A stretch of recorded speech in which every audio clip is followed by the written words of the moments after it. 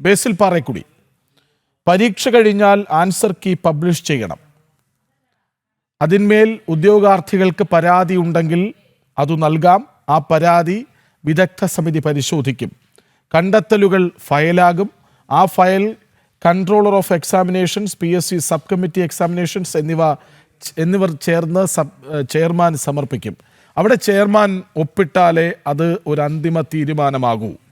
ഇവിടെ ആസൂത്രണ ബോർഡ് പരീക്ഷയിൽ ഇടതു സംഘടനാ നേതാവിനെ 1-ാം റാങ്കിലെത്തിക്കാനും അവിടെ നിന്ന് പദവിയിലേക്ക് കൊണ്ടുവരാനും PSC ചെയർമാൻ ഒപ്പിട്ടുവെന്നാണോ അതോ ഒപ്പിച്ചുവെന്നാണോ?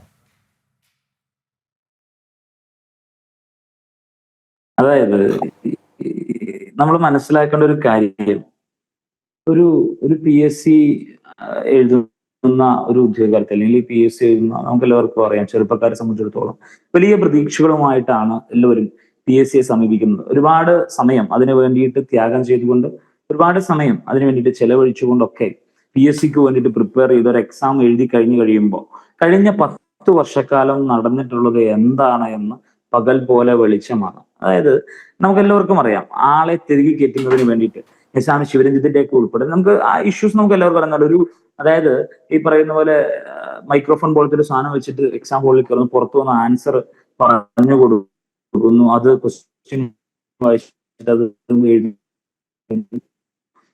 അതായത് ആ സിസ്റ്റം അല്ലെങ്കിൽ ആ PSC എന്ന് പറയുന്ന സംവിധാനം കഴിഞ്ഞ 10 വർഷമായിരുന്നു കേരളത്തിൽ ഉണ്ടായിരുന്നത് എന്ന് പറയാതിരിക്കാൻ വയ്യ. അതായത് 100ഓളം പരാതികൾ ഇപ്പൊ നമുക്കറിയാം, റീസെന്റ് 100ഓളം പരാതികൾ റീസെന്റ് വന്നിരിക്കുകയാണ്.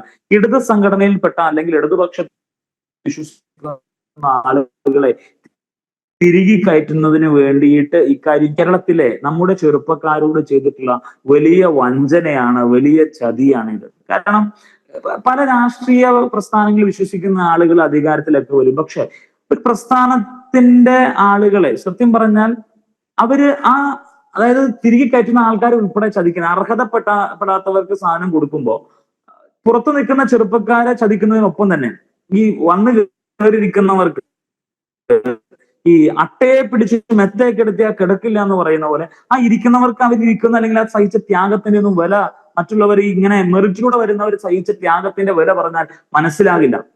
തീർച്ചയായിട്ടും കേരളത്തിലെ യുവതയെ ഒന്നടങ്കം വിറ്റുതുല, അതായത് കേരളത്തിൽ ഒന്നടങ്കം യുവതയെ സത്യം പറഞ്ഞാൽ ഇവരൊക്കെ കൂടി അങ്ങ് വിൽക്കുക ചെയ്ത് ഈ ക്വസ്റ്റ്യൻ പേപ്പർ ഉൾപ്പെടെ ചോർത്തുന്നത് വഴി ഇതൊക്കെ ഞാൻ പറഞ്ഞ എന്താണെന്ന് വെച്ചാൽ ഈ കഴിഞ്ഞ 10 വർഷക്കാലം എന്തൊക്കെ കച്ചവടങ്ങൾ ഇതിന്റെ പുറകിൽ നടന്നു എന്ന് പോലും നമ്മളെ സംശയിപ്പിക്കുന്ന രീതിയിലേക്കാണ് ഓരോ ദിവസവും വാർത്തകൾ മുന്നോട്ട് വരുന്നത്. പിന്നെ ഇപ്പോ ഇരിക്കുന്ന PSC ബോർഡ്, അതായത് കഴിഞ്ഞ 10 വർഷക്കാലം ഉണ്ടായിരുന്ന PSC ബോർഡ് തുടർച്ചയാണ് ഇപ്പോൾ ഇരിക്കുന്ന PSC ബോർഡ്. കോൺഗ്രസിന്റെ നേതൃത്വത്തിലുള്ള UDF നേതൃത്വത്തിലുള്ള PSC ബോർഡ് പുതിയ ബോർഡിനെ അപ്പോയിന്റ് ചെയ്തിട്ടില്ല.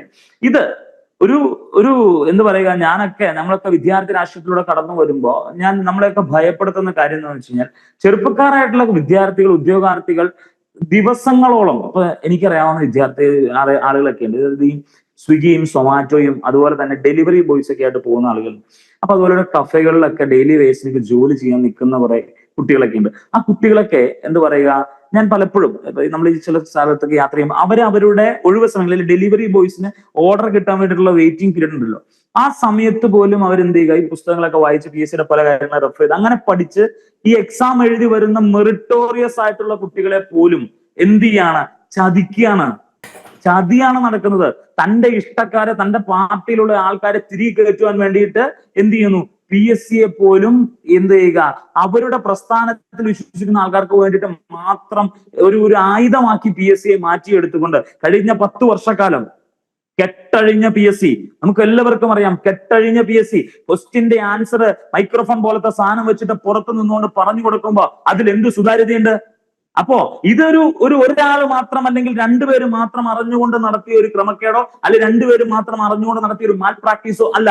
ഇത് സിസ്റ്റത്തിന്റെ ടോപ്പ് മുതൽ ഗ്രൗണ്ട് ലെവൽ വരെയുള്ള ആ ചെയിൻ മൊത്തം നമുക്ക് എല്ലാവർക്കും അറിയാം. ആ ചെയിൻ മൊത്തം അറിഞ്ഞുകൊണ്ട് ഒന്നടങ്കം ഒരുമിച്ച് നിന്നുകൊണ്ട് അവരുടെ DYFIയിലെയും SFIയിലെയും ആളുകളെ തിരികെ കയറ്റുന്നതിന് വേണ്ടിയിട്ടുള്ള ഒരു സംവിധാനമായിട്ട് PSCയെ അവർ എന്ത് ചെയ്തു, ഉപയോഗപ്പെടുത്തി എന്നുള്ളതാണ് സത്യം.